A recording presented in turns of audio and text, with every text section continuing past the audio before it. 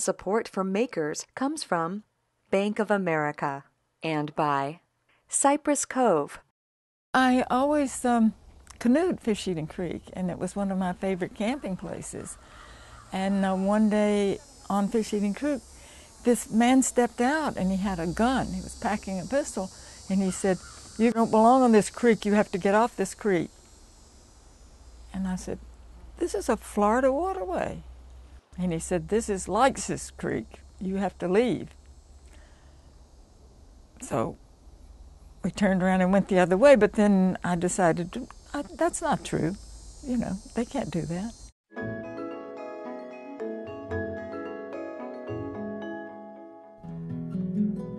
Like cut down cypress trees over the creek and put up barbed wire across the creek. So we pulled the cypress trees off and we cut the barbed wire fences, and several people got thrown in the pokey for doing stuff like that. And so we started having demonstrations, and suddenly it had lasted 10 years, and we won. She was dedicated to the environment, and she believed in it, and she left her legacy in Fish Eating Creek. Giving up the rest of her life to save a beautiful creek was just so typical of Ellen. When she believed in something, she was so tenacious. But as a Southerner, she had the charm of speaking softly, but softly the truth to power. She did civil disobedience and was arrested. She was not afraid of being arrested. She said, "You just must do what you have to do and keep on doing it, and don't ever compromise the environment." She was very loving to everybody. She didn't turn anyone away. She listened to everybody. She was non-judgmental. She welcomed everyone. I never heard Ellen say anything against anybody, only against their actions. I think her greatest strength was her dedication to Mother Earth, and she really knew how to embody her spirituality with her activism. I've lived in Southwest Florida, arriving here from South America in the 60s, and sort of settled in and began trying to save the world upon arrival. I don't know whether it was age or just the times, but things were happening in Southwest Florida that didn't seem quite appropriate for the kind of environment in which we live. So I began to try to impact that in some way.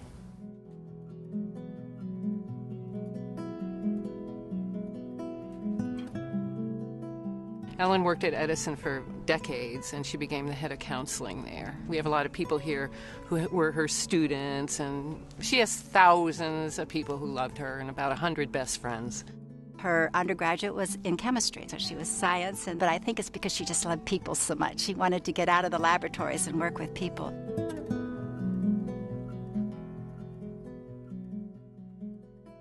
Something triggers a response of, gee, somebody should be doing something about that. And then I thought about it for a while, and I thought, well, if you think somebody should be doing something about it, you better get up off your duff and do something. I was working on the project to save all of the Babcock Ranch. When I started to work on the Babcock Ranch, they told me you should get in to environmental groups because they have more power than one individual. So I joined the Sierra Club, and that way I met Ellen because she was chair. When she found out that I was a seasoned peace activist, she started to enlighten me about the environmental issues here in Southwest Florida. But our connection was really spiritual, even more than political. I met Ellen as a feminist, and so my background as a feminist and working internationally on behalf of women around the world was something that Ellen also believed in. She actually wanted to make this a women's temple at first, but we decided that it would be good for everybody here.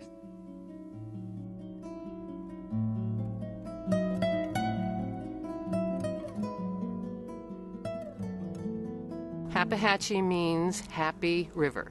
This is her legacy here at Happehatchee. She wants us to be a sanctuary for people to come and heal and work with each other in nature. She loved the land, she loved the bridge, she loved the trees, she loved the quiet.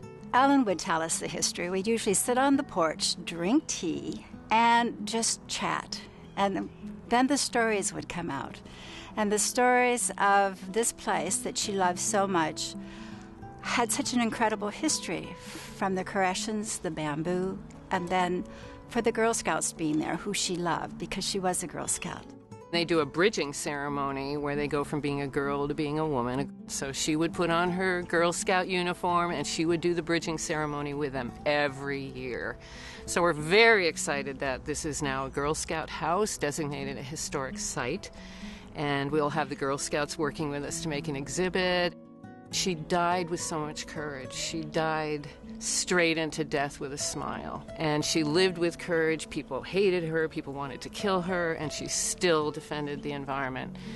And she left courage for us because we've needed a lot of courage to do all this, to continue. When you just looked at her or saw her or with her, you felt you were in the presence of, I will call more of a spiritual and an intellectual power that you don't find in many people. I think what we value needs to change. I mean, we talk a good game sometimes about the environment, but I don't think we're serious.